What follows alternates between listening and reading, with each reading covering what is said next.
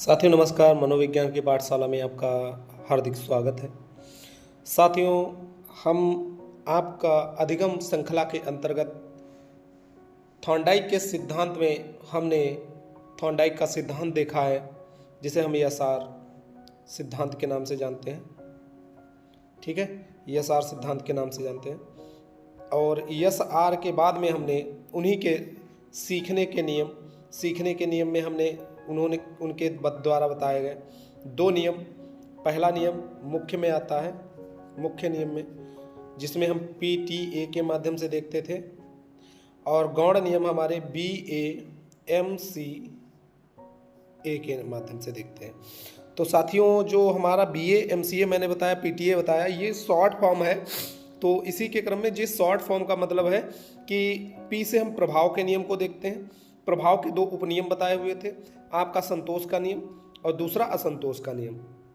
तत्परता 30 के माध्यम से हम तत्परता देखते हैं, और अभ्यास के नियम। अभ्यास के भी 2 उपनियम बताए गए, जिसमें आपका एक उपयोगिता का नियम, दूसरा अनुपयोगिता का नियम। तो ये जो हमारे सिद्धांत है, नियम है, इसमें हमारे मुख्य 3 नियम थे और गौण 5 नियम थे। गौण हमारे 5 नियम जो बताए गए हैं वो BA-MCA के माध्यम से बताए गए हैं। क्या बताए गए? BA-MCA।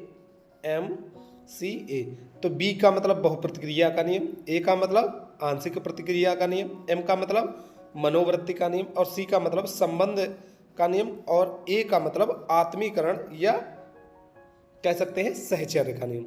तो साथियों, जो हमारा जो सिद्धांत सीखने के नियम जो बताए गए वो थॉर्नडाइक महोदय के द्वारा नियम बताए गए हुए थे। इसमें हमारे मुख्य 3 थे और गौण 5 नियम थे। ठीक है, इसी के क्रम में हम आगे बढ़ते हुए देखते हैं कि अगला हमारा जो अधिगम के चैप्टर के अंतर्गत हम जो पढ़ने जा रहे हैं वो अधिगम स्थानांतरण के नियम, अधिगम स्थानांतरण के नियम या अधिगम स्थानांतरण के सिद्धांत के रूप में हम देखते हैं। तो इसमें से काफ़ी सवाल आपके UP टेट, CTET, अन्य जो टीचिंग एग्जाम है उसमें पूछे जाते हैं, जो हमारे लिए काफ़ी हेल्पफुल रहते हैं। ठीक है, तो साथियों, इसी के क्रम में हम आगे देखते हैं कि जो हमारा अगला सिद्धांत है वो है अधिगम स्थानांतरण के नियम। तो अधिगम क्या है? अधिगम साथियों, मैंने बताया था कि अधिगम जो है वो आपका ज्ञान है, कौशल है, अनुभव है, प्रशिक्षण है। तो ये जो है वो अधिगम है। ये सारे जो तत्व हैं वो अधिगम के तत्व हैं, और इन अधिगम तत्वों के माध्यम से हम क्या सीखते हैं? अधिगम की प्रक्रिया को सीखते हैं। तो अधिगम की जो प्रक्रिया है वो अधिगम में प्राप्त अनुभव, प्रशिक्षण व कौशल और ज्ञान का यूज जब हम एक परिस्थिति में लिया हुआ अनुभव, ज्ञान, कौशल अथवा प्रशिक्षण किसी दूसरी परिस्थिति में क्या करते हैं? प्रयोग करते हैं। तो वो जो हमारा प्रयोग होता है वो हमारा बताया गया अधिगम स्थानांतरण है। स्थानांतरण का मतलब स्थानांतरित कर देना, दूसरी जगह पे ट्रांसफर कर देना। अब हम वो ट्रांसफर करते हैं तो या तो वो मेरा क्या होगा? सहयोगी होगा। ठीक है, या तो वो सहयोग करेगा, और या तो वो क्या बनेगा? बाधा बनेगा। क्या बनेगा? बाधा। तो या और तीसरा हमारा बन सकता है, ना तो वो बाधा बनेगा और ना ही क्या? सहयोग करेगा। तो अधिगम 3 प्रकार से हम अधिगम स्थानांतरण को देखते हैं। तो इसमें देखिए लिखा गया है कि अधिगम स्थानांतरण जब एक परिस्थिति का लिया हुआ ज्ञान दूसरी परिस्थिति या अन्य किसी दूसरी परिस्थिति में सहायक अथवा बाधक बनता है तो वो क्या कहलाता? अधिगम स्थानांतरण कहलाता है। साथियों, तो इसी प्रकार से मैंने बताया कि एक परिस्थिति का लिया हुआ ज्ञान या एक क्षेत्र का लिया हुआ ज्ञान जब दूसरे क्षेत्र में सहायक बने अथवा हमारा बाधक बने तो वो हमारा क्या बन जाता है? अधिगम स्थानांतरण। तो साथियों, इसी के क्रम में जो हमारे हॉलैंड कैनलैंड के महोदय के द्वारा परिभाषा दी गई है कि अंतरण से पूर्व सीखे गए, अधिगम अंतरण से पूर्व सीखे गए व्यवहार का वर्तमान में सीखे गए व्यवहार पे पड़ने वाला प्रभाव से संबंधित होता है। अधिगम स्थानांतरण क्या है? अधिगम स्थानांतरण पूर्व में सीखे गए व्यवहार का, पहले जो आपने सीखा है, ठीक है, और वर्तमान में जो आप सीख रहे हैं उस पे पड़ने वाले व्यवहार से ये क्या होता है? अधिगम स्थानांतरण संबंधित होता है। आपने नॉलेज ली, आप गाड़ी चलाना जानते हैं, ठीक है, तो फोर व्हीलर आप चलाना जाते हैं। अब फोर व्हीलर को आप किसी एट व्हीलर अथवा हम कह सकते हैं किसी ट्रक को जब चलाएंगे जिसमें 4 से ज़्यादा पहिए हो या उसकी लेंथ उससे ज़्यादा हो, तो हम कह सकते हैं कि वो हमने छोटी कार से अनुभव लिया था वो हम बड़ी गाड़ी में यूज़ कर लेते हैं। ठीक है, तो वो हमारा अधिगम स्थानांतरण ही होता है। जैसे हम कह सकते हैं कि जो हम साइकिल चलाते हैं, तो साइकिल का हमारा अनुभव यदि हम मोटरसाइकिल चलाते हैं तो उसमें प्रयोग करते हैं। तो साइकिल का ज्ञान जो है वो हमारा पूर्व ज्ञान है, और जो बाइक का ज्ञान है वो वर्तमान ज्ञान है। और इस वर्तमान ज्ञान में क्या है, बाइक चलाने में जो प्रभाव संबंधित होता है वो क्या कहलाता है, अधिगम स्थानांतरण। तो साथियों इसी के क्रम में हम देखते हैं अधिगम स्थानांतरण के प्रकार। तो अधिगम स्थानांतरण के हमने 3 प्रकार बताए हैं। आपका पहला प्रकार है सकारात्मक अधिगम स्थानांतरण। ठीक है, पहला प्रकार क्या है, सकारात्मक अधिगम स्थानांतरण। दूसरा हमारा है नकारात्मक अधिगम स्थानांतरण, और फिर लास्ट हमारा है शून्य अधिगम स्थानांतरण। तो साथियों देखिए इसी के क्रम में मैं बता रहा हूं, जो हमारा शून्य अधिगम स्थानांतरण है वह उसके बाद में सकारात्मक अधिगम स्थानांतरण में कि ए परिस्थिति है पहली। ठीक है, हमारी ए कैसी है, पहली परिस्थिति है, दूसरी परिस्थिति है बी। तो पूर्व की परिस्थिति हमारी ए है और वर्तमान परिस्थिति बी है। यदि हमारी पूर्व की परिस्थिति का लिया हुआ ज्ञान वर्तमान परिस्थिति में क्या कर रहा है, सहायक और लाभ हमें प्राप्त करा रहा है, तो वो हमारा सकारात्मक अधिगम स्थानांतरण कहलाता है। क्या कहलाता है, सकारात्मक अधिगम स्थानांतरण। तो साथियों या जैसे हम कह सकते हैं कि हिंदी लिपि का लिया हुआ ज्ञान, हम लोग हिंदी पढ़ते हैं तो हम हिंदी पढ़ रहे हैं, तो हिंदी का लिया हुआ ज्ञान संस्कृति लिपि में क्या बनता है, सहायक बनता है। जैसे कह सकते हैं कि जो हिंदी का हमारा वर्णमाला है वो संस्कृत में क्या करता है, सहयोगी होता है। हमारी मातृभाषा हिंदी है परंतु हम सेकेंडरी लैंग्वेज संस्कृत को ले रहे हैं, और संस्कृत जो हमारी है वो क्या कर रही है, हमको सहयोगी, ठीक है, हमें सहयोग प्राप्त करा रही है। और जो हिंदी लिपि की वर्णमाला में संस्कृत में क्या सहयोग मिल रहा है, तो वो हमारी सकारात्मक अधिगम स्थानांतरण के अंतर्गत आएगा। अगला हमारा है साइकिल का ज्ञान। साइकिल का ज्ञान कैसे कि यदि हम क्या करते हैं, यदि हम साइकिल के बैलेंसिंग को, भाई जब आप साइकिल चलाना जानते हैं तो मोटरसाइकिल की बैलेंसिंग को बेहतर आप कर लेंगे। तो साइकिल में लिया हुआ ज्ञान मोटरसाइकिल में हम जब प्रयोग करते हैं तो वो हमारा क्या होता है, सहयोगी होता है। तो जो हमारा है क्या है, ये सकारात्मक अधिगम स्थानांतरण। अगला हमारा है नेक्स्ट है हमारा नकारात्मक अधिगम स्थानांतरण। नकारात्मक क्या है कि जब पूर्व परिस्थिति का लिया हुआ ज्ञान हमारी वर्तमान परिस्थिति में हानि अथवा रुकावट और भ्रम पैदा करे, हानि करे, रुकावट बने या हमें भ्रम पैदा करे कि हम स्थिति में क्या है कि हम उस चीज को समझ ना पाए। तो इस स्थिति में क्या होता है, जैसे हम कह सकते हैं कि हिंदी टाइपिंग का लिया हुआ ज्ञान, जो हिंदी में टाइप करते हैं, अब वो अंग्रेजी यदि टाइप करेगा तो क्या करेगा, उसे समस्या होगी। या इंग्लिश टाइप करने वाला व्यक्ति हिंदी जब टाइप करता है तो उसमें क्या होता है, उसको जो की वर्ड होते हैं तो वो क्या होते हैं, उसमें डबल की वर्ड चलता है। हिंदी जो है वो डबल, प्रत्येक की पर 2 वर्ड चलते हैं, और इंग्लिश का एक ही वर्ड क्या होता है, एक की पर रहता है। तो जो हमारा इंग्लिश टाइपिंग का ज्ञान जो होता है वो हिंदी टाइपिंग में क्या बन जाता है, बाधक बन जाता है, या हिंदी टाइपिंग का ज्ञान इंग्लिश में क्या बनता है, बाधा बन जाता है।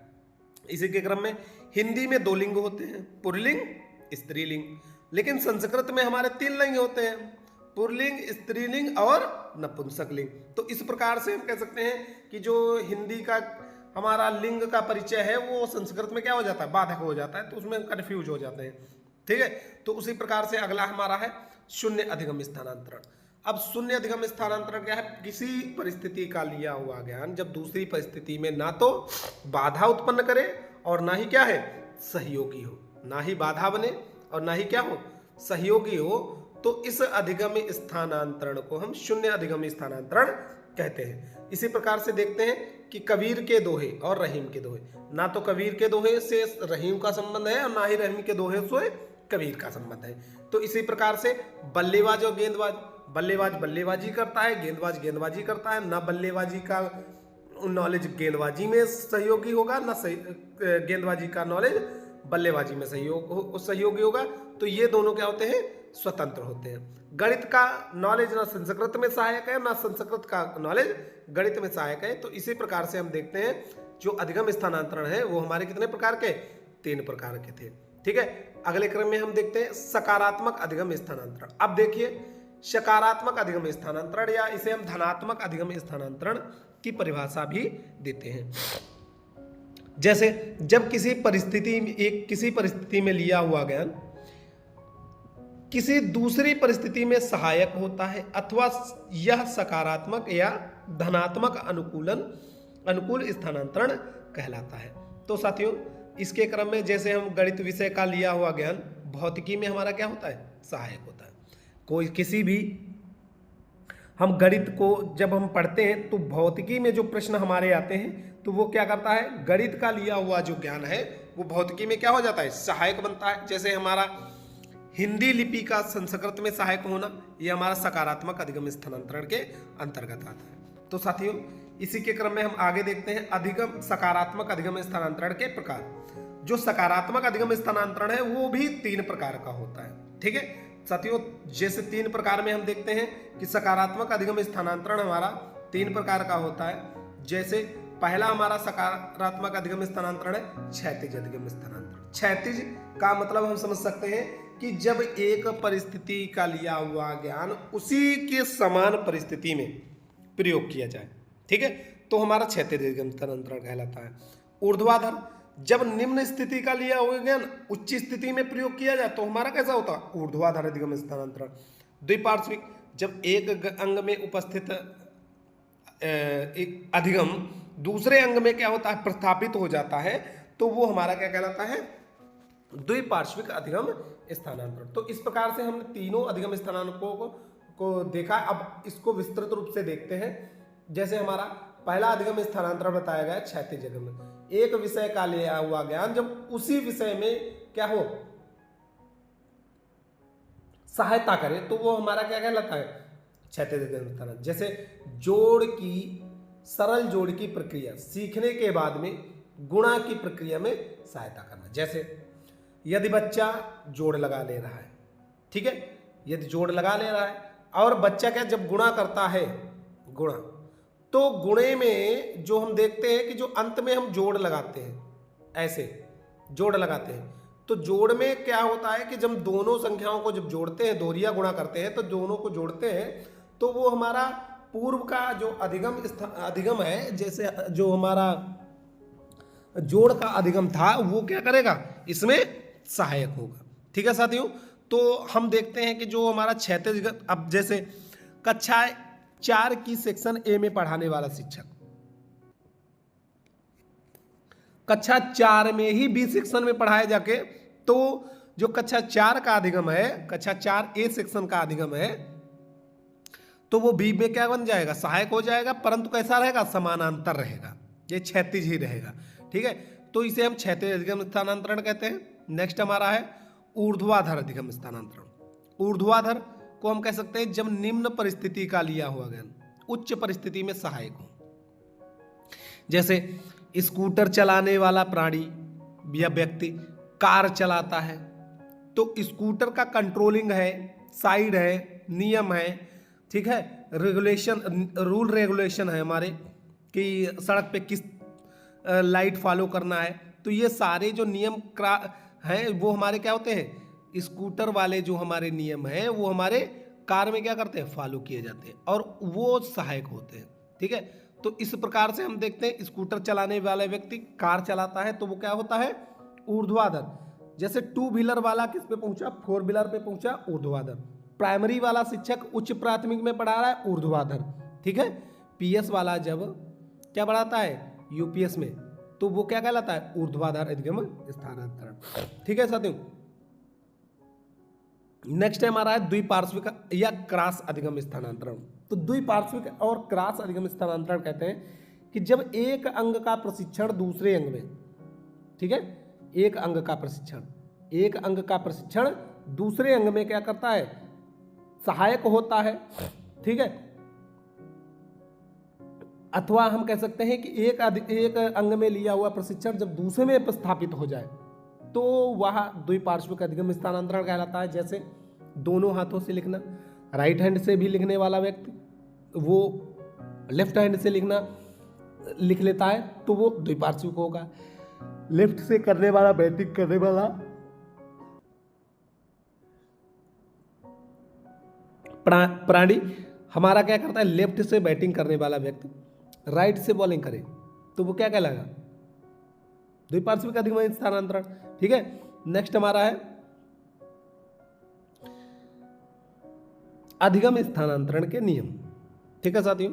तो अभी तक हमने देखा कि अधिगम कितने प्रकार का होता है, 3 प्रकार का होता है हमारा, सकारात्मक, नकारात्मक और शून्य अधिगम स्थानांतरण, ठीक है।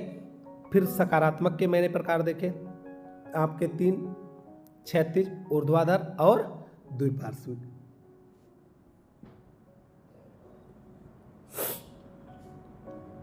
अब पहला नियम हमारा है मानसिक अनुशासन का नियम या औपचारिक अनुशासन का नियम, या स्थानांतरण का सबसे कैसा है, पुराना नियम, या स्थानांतरण का सबसे पुराना नियम है। इसमें मानव के मस्तिष्क के कई भाग शामिल होते हैं, मानव के मस्तिष्क के कई भाग शामिल होते हैं, जैसे चिंतन, मनन, तर्क, स्मरण, कल्पना, निर्णय। ये सारी चीजें हमारी कैसी है, मानसिक अनुशासन के अंतर्गत आती हैं। ये हमारी सारी कॉग्निटिव से संबंधित है।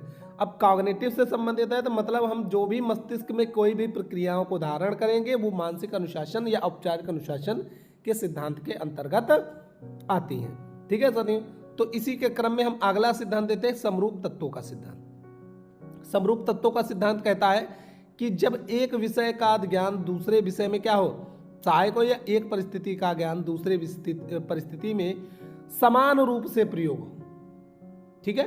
कह सकते हैं कि आपका जब एक विषय का ज्ञान दूसरे विषय में तभी सहायक हो जब दोनों विषयों के तत्व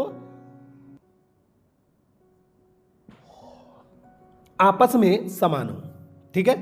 तो जैसे हम कह सकते हैं आयत का क्षेत्रफल क्या होता है, लंबाई गुणे चौड़ाई, और त्रिभुज का क्षेत्रफल क्या होता है, आधार गुणे ऊंचाई। तो एक आयत हम अगर ऐसे बनाएं तो ये आयत है और एक आयत में हमारे 2 त्रिभुज निकलते हैं, ठीक है। तो आधा अगर हम देखें तो आधा हमारा ये इस प्रकार से हम देखें तो ये त्रिभुज है, तो ये त्रिभुज जो है वो आधा है, परंतु इसका आधार और ऊंचाई आयत की लंबाई और चौड़ाई के समान थी। तो दोनों तत्व कैसे हो रहे हैं, समान हो रहे हैं। तो समान तत्वों का सिद्धांत क्या कहता है, जब एक विषय का ज्ञान दूसरे विषय में तभी सहायक हो जब दोनों विषयों के तत्व आपस में कैसे हो, समान हो। तो उसमें जो आधार और ऊंचाई और लंबाई और चौड़ाई जो थी वो दोनों में क्या थी, समान रूप से हमको दिखाई पड़ रही थी। तो ये क्या हो गया आपका समरूप तत्वों का सिद्धांत। नेक्स्ट हमारा सिद्धांत है सामान्यीकरण का सिद्धांत है, वो चार्ल्स जड़ महोदय को द्वारा दिया गया। इन्होंने कहा कि इन्होंने थॉर्नडाइक के सिद्धांत की आलोचना करते हुए इन्होंने कहा कि व्यक्ति अपने किसी कार्य अथवा ज्ञान का अनुभव से कोई एक सामान्य नियम निकाल लेता है, ठीक है। और थॉर्नडाइक क्या कहते थे कि वो पूर्व की स्थिति का ज्ञान जो है वो समान तत्वों के आधार पे अगले में प्रयोग करता है। जैसे उन्होंने लंबाई चौड़ाई को बाद में आधार और ऊंचाई में बदल दिया था, ठीक है साथियों। तो ये कहते हैं कि इन्होंने कहते हैं कि व्यक्ति अपने कार्य अथवा ज्ञान का अनुभव से कोई एक सामान्य नियम निकाल लेगा और उस सामान्य नियम को क्या है नेक्स्ट टाइम क्या करता है, यूज करता है। जैसे इन्होंने बताया कि बच्चे को बताया जाता है कि जल का जो प्रवाह है वो सदैव ऊपर से कैसे बहता है, नीचे। जैसे हम कहें कि ये पहाड़ है, जो जल अगर यहाँ डाला गया तो कैसे बहेगा, नीचे बहेगा। और उनसे पूछा जाता है कि उन्होंने कक्षा में एक शिक्षक बात करता है कि पहले प्रकरण करता है कि कोई भी द्रव को जब ऊंचाई से नीचे की तरफ क्या किया जाता है, डाला जाता है, तो जो द्रव जो है वो क्या है, ऊपर से उसका बहाव किसकी तरफ होता है, नीचे की तरफ होता है। ठीक है साथियों, तो इसी के क्रम में उन्होंने बताया कि अब शिक्षक कहता है कि अगर तुम्हारे घर में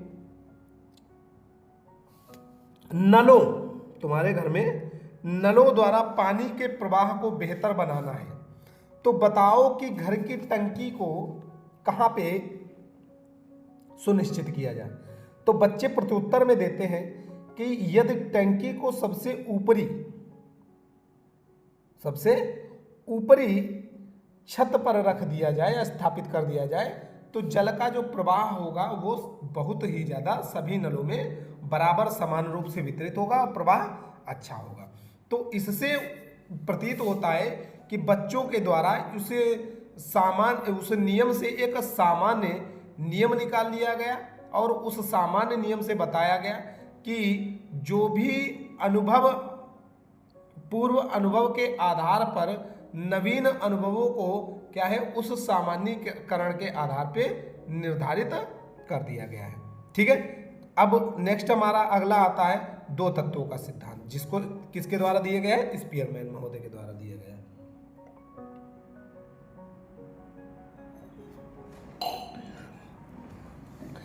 तो स्पीयरमैन ने क्या दिया है, कहा है कि जो अधिगम जो है उसमें दो तत्व कार्य करते हैं स्थानांतरण में, एक आपका जनरल है और दूसरा हमारा स्पेसिफिक है। जनरल जो है वो सामान्य है। सामान्य इन्होंने नॉन चेंजेबल बताया है कि जो सामान्य नियम है वो स्थानांतरण वो कभी भी नहीं बदलता है, वो एज इट इज रहता है। और बल्क विशिष्ट जो होता है वो समय समय पे क्या होता है, बदलता रहता है। जो हमारा बेहतर आ गया, हमने बेहतर को क्या एक्सेप्ट कर लिया और पूर्व के आधार पे उसको भुला दिया। लेकिन जो जर्नल होता है ये हमको वंशानुगत मिलता है, ये कभी भी चेंज नहीं होता है, इसमें मॉडिफिकेशन नहीं होता है, बल्कि विशिष्ट में मॉडिफिकेशन रहता है। ठीक है, नेक्स्ट हमारा है आदर्श मूल्यों का सिद्धांत, जिसको WC वागले के महोदय के द्वारा दिया गया। आदर्श मूल्य में हम कहते हैं कि कोई भी आदर्श मूल्य एक परिस्थिति से दूसरी परिस्थिति में क्या होता है, ट्रांसफर होता रहता है। कोई भी आदर्श मूल्य है जो एक परिस्थिति से लिया गया और दूसरी परिस्थिति में क्या होता है, वो ट्रांसफर होता रहता है। और वो आदर्श की नींव पड़ जाने पर उस स्थानांतरण का जीवन भर हर क्षेत्र में होता है। यदि आपके व्यवहार में वो आदर्श क्या हो गया, स्थापित हो गया है, तो आप कहीं भी चले जाएं, किसी भी क्षेत्र में चले जाएं, कोई भी क्षेत्र में चले जाएं, तो वो आदर्श जो है आपका लगातार क्या करता रहता है, आपके व्यवहार में झलकता हुआ दिखाई देता है। जैसे हम कहें कि स्वच्छता, एक व्यक्ति जो है जिसको स्वच्छता अत्यंत ही क्या होती है, उसके आदर्श व्यवहार में निहित हो जाती है और वह कोई भी कार्य करता है। जैसे मान लिया कि खाना खाएगा या खाना बनाता है, तब भी वह स्वच्छता को विशेष ध्यान देता है, या वो कहीं बैठा हुआ है तब भी वो स्वच्छता पे ज़्यादा ध्यान देता है। और जो कोई जैसे लिखावटी काम हम देखते हैं, भाषागत जो है हमारा लिखने की प्रक्रिया में देखें तो वो अत्यंत ही स्वच्छ रूप से लिखता है। तो जो स्वच्छता का जो मूल्य है उसके अंदर वो क्या हो जाता है, स्थापित हो जाता है। तो साथियों इसी के क्रम में हमारा अगला है ईमानदारी। ईमानदारी हर व्यक्ति के हर स्थिति में क्या है, वो दिखाई पड़ती है, चाहे वो आपकी घरेलू हो चाहे वो दूसरी जगह की हो। ठीक है, तो इसी के क्रम में हम आगे देखते हैं सत्य अहिंसा। बापू का सत्य अहिंसा था, वो सत्य और अहिंसा को हर स्थिति में क्या करते थे, प्रयोग करते थे। नेक्स्ट हमारा है पक्षांतर का सिद्धांत, जिसको क्या दिया है, गेस्टाल्टवादियों ने दिया है। पक्षांतर में हम क्या करते हैं कि एक परिस्थिति के कौशलों को दूसरी परिस्थिति में क्या करते हैं, प्रयोग करते हैं, और वह प्रक्रिया क्या कहलाती है, पक्षांतर कहलाती है। इसे संबंधात्मक विभेद के रूप में स्पष्ट किया जा सकता है। ठीक है, तो इसी के क्रम में साथियों अगला देखते हैं कि अधिगम वक्र। ठीक है, तो अधिगम स्थानांतरण के हमने नियम देख लिए, सिद्धांत देख लिए। अब हम आते हैं अधिगम वक्र। वक्र क्या है, अधिगम को हम देखते हैं कि जो अधिगम वक्र है वो दो रेखाओं पर एक सीधी रेखा के रूप में प्रदर्शित होने वाली क्या है, परिस्थिति है। जैसे अधिगम वक्र में लगने वाले समय तथा अधिगम की मात्रा एक बिंदु से रेखांकित करने पर जो रेखा प्राप्त होती है वो क्या कहलाती है, अधिगम वक्र। जैसे हमारा ये मात्रा या उत्पादन के रूप में है, ठीक है, और नीचे जो हमारा दिया हुआ है ये हमारा समय है, ठीक। अब क्या हुआ कि एक व्यक्ति के द्वारा इस वक्र कहते हैं अक्ष x और अक्ष y से ये जीरो है, ये जीरो ट्रायंगल में हमारा आता है, ठीक है। रुक जाइए, हाँ अब बेहतर आपको दिखाई पड़ रहा होगा कि ये हमारा x अक्ष है, ये हमारा y अक्ष है और यहाँ पे शून्य है। अब क्या होता है कि जैसे एक व्यक्ति के द्वारा शून्य से प्रारंभ किया गया, ठीक है, और उस शून्य से वो व्यक्ति 1 यूनिट समय चला, मतलब 1 घंटा चला, और उसने जो उत्पादन है, उत्पादन को हम कह सकते हैं अधिगम, मात्रा क्या कह सकते हैं, अधिगम। और उसने क्या किया, सीखने की प्रक्रिया को कितना कि प्रोडक्शन में उसने कितना दिया, 1 यूनिट। अब 2 घंटे किया तो 2 यूनिट, 3 घंटे किया कि 3 यूनिट। तो इसी प्रकार से वो क्या कर रहा है, लगातार दे रहा है। अब ये क्षमता जो होती है वो व्यक्ति में नहीं होती, क्योंकि इंसान जो है वो थकता है, और यदि थकता है तो उसकी कार्य क्षमता भी क्या होती है, घटती है। समय तो आपका निरंतर चलता रहेगा, परंतु कार्य क्षमता में क्या होती है, गिरावट आती है। तो अधिगम क्या होता है, प्रारंभ में तीव्र और बाद में कैसा होता है, धीमा होता चला जाता है, ठीक है।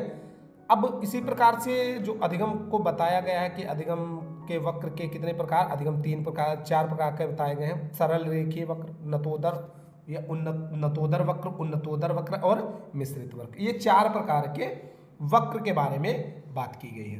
तो इसी के क्रम में हम पहला वक्र देखते हैं।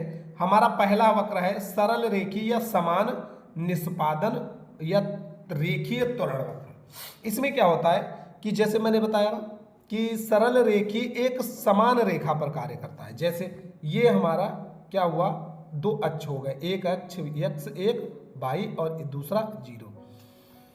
अधिगम करता क्या करता है कि जो नीचे हमारा समय होता है और ऊपर होता है मात्रा या उत्पादन अधिगम की, ठीक है। एक व्यक्ति या मशीन ने 1 घंटे चल करके 1 यूनिट हमको उत्पादन दिया, दूसरी घंटे चली तो 2 यूनिट हमको उत्पादन दे, 3 घंटे चली तो 3 यूनिट।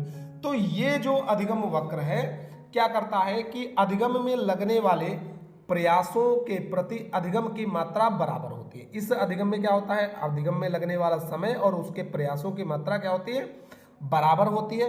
और देखिए इसको हम इस प्रकार से देखते हैं, इस प्रकार से जब देखेंगे तो हमारी एक सीधी रेखा, ये ऐसी रेखा सीधी मिलेगी, तो इसको हम क्या सरल रेखीय वक्र के रूप में देखते हैं। यह जो है अधिकतम जो है हमारा यह वक्र मशीनों में संभव पाया जाता है। ये मशीनों में हम कह सकते हैं कि 2 घंटे में हमारा 2 क्विंटल ये प्रोडक्शन दे रही है। तो ये जो वक्र हमारा है सरल रेखीय वक्र, ये हमारा मशीनीकरण में प्रयोग में आता है, ठीक है। नेक्स्ट हमारा है नतोदर वक्र, या हम कह सकते हैं इसे धनात्मक निष्पादनीय वक्र, ठीक है।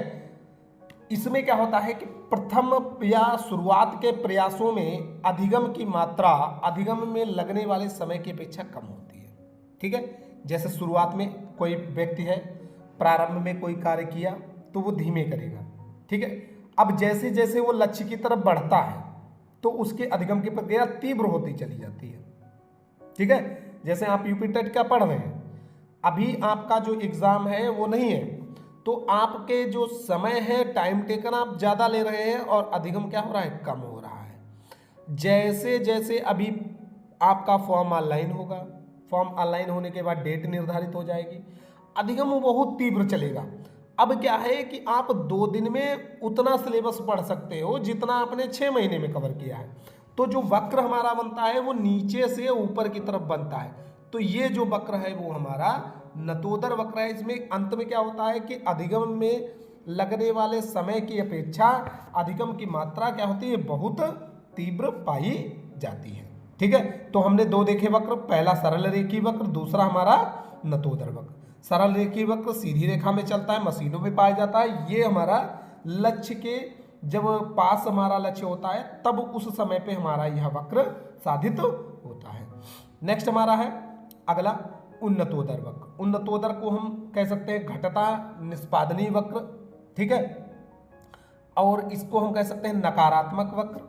तो उन्नतोदर वक्र में क्या है कि उन्नतोदर वक्र में इसमें अधिगम के प्रयासों के प्रति अधिगम की मात्रा कम होती चली जाती है। एक समय में क्या होता है, क्षेत्र का पठार के रूप में हमारा अधिगम निर्मित होता है। जैसे ये मैंने बनाया हुआ है, आपको दिख रहा होगा कि दो अक्ष हैं x और y, कि व्यक्ति का लक्ष्य बहुत पास में है। तो जो अधिगम है वो अधिगम में लगने वाला समय और अधिगम की मात्रा क्या होगी, अधिगम में लगने वाला समय कम और अधिगम की मात्रा तीव्र होगी, ठीक है। तो व्यक्ति जब अधिगम में लगने वाला समय और अधिगम की मात्रा तीव्र हुई, जैसे मान लिया कि आप अभी टेट का एग्जाम आपका नहीं आया लेकिन क्या है टेट की डेट घोषित हो जाए, ठीक है, तो आप क्या पढ़ना बहुत तीव्र प्रारंभ कर दोगे। आप इतना पढ़ोगे जितना आप 6 महीने में पढ़ो उतना पढ़ लोगे, ठीक है। अब आपका टेट क्या हो जाए, क्वालिफाई हो जाए, ठीक। अब जो टेट आपका क्वालिफाई हो गया, अब सुपर टेट के लिए आप क्या कर रहे हैं, इंतजार कर रहे हैं। तो अब समय तो आपका लगातार बढ़ रहा है, समय बढ़ रहा है मतलब आपके अधिगम की प्रक्रिया भी बढ़नी चाहिए, परंतु नहीं, अधिगम में लगने वाला समय जो है अधिगम की मात्रा की अपेक्षा तीव्र चलता है और अधिगम में कोई भी प्रभाव नहीं पड़ता है। ना तो अधिगम कम हो रहा है और ना ही क्या है अधिगम बढ़ रहा है। जहां पे अधिगम ना तो कम हो रहा है ना तो बढ़ रहा है, तो उस स्थान पर हमारा बनता है अधिगम का पठार। क्या लिखा हुआ है, जब व्यक्ति अधिगम में लगने वाले प्रयास व निरंतर रहता है लेकिन अधिगम की मात्रा पर कोई प्रभाव नहीं पड़ता है तो क्या निर्मित होता है, अधिगम का पठार। यहाँ पे क्या बना, हमारा अधिगम का पठार बनता है। तो क्वेश्चन हमारा सीधा बनता है कि किस प्रकार के अधिगम वक्र में हमारा अधिगम का पठार निर्मित होता है, तो वो हमारा आपका कौन सा वक्र है, उन्नतोदर वक्र। हमारा कौन सा है, उन्नतोदर या घटता हुआ निष्पादनीय वक्र है, ठीक है। फिर नेक्स्ट हमारा चौथा है अगला अंतिम मिश्रित वक्र। तो मिश्रित वक्र क्या कहता है कि इसमें हमारा यह जो वक्र है वो सर्पिलाकार वक्र के नाम से भी जाना जाता है। इसमें जो अधिगम है वो क्या है, एक सीधी रेखा में न चल करके क्या है होता है, उन्नतोदर और नतोदर दोनों प्रकारों के वक्रों का ये क्या होता है, मिश्रित रूप होता है। इसमें अधिगम जो होगा वो कभी धीमा कभी तीव्र, प्रारंभ में ये तीव्र होता है परंतु अंत में ये क्या हो जाता है, धीमा हो जाता है, और बीच की प्रक्रियाओं में ये क्या करता है, घटता बढ़ता रहता है। जैसे मैंने दिखाया है कि प्रारंभ में देखिए यहाँ से यहाँ तक ये तीव्र चला, फिर बीच में क्या हो गया, ये घटा, फिर बढ़ा, फिर घटा, फिर अंतिम में क्या होता है, घट रहा है। तो इस प्रक्रिया को हम क्या कहते हैं, सर्पिला या मिश्रित। इसे हम देख सकते हैं कि यह जो वक्र है वो हमारे मनुष्यों में घटित होता है या मानव जीवन में घटित होता है, ठीक है, क्योंकि हमारे समक्ष लक्ष्य आता है तो हम तीव्र अधिगम करते हैं, हमारा सीखने का जो दायरा है वो बढ़ जाता है, और जैसे हमारा लक्ष्य खत्म हुआ हमारा अधिगम क्या होता है, नीचे डाउनफॉल में जाना शुरू कर देता है। तो इसी प्रकार से हमने जो 4 प्रकार के अधिगम के वक्रों के बारे में जाना, मिश्रित वक्र, उन्नतोदर वक्र, नतोदर वक्र और सरल रेखीय वक्र, 4 प्रकार के हमारे वक्र बताए गए हुए हैं अधिगम की प्रक्रिया में। तो मित्रों इसी के क्रम में हम आपको यह आज अधिगम के वक्र तथा अधिगम स्थानांतरण के नियमों के बारे में बात की गई है। तो साथियों इस के साथ हम आपसे विदा लेते हैं, तो मिलते हैं अगले वीडियो में। धन्यवाद।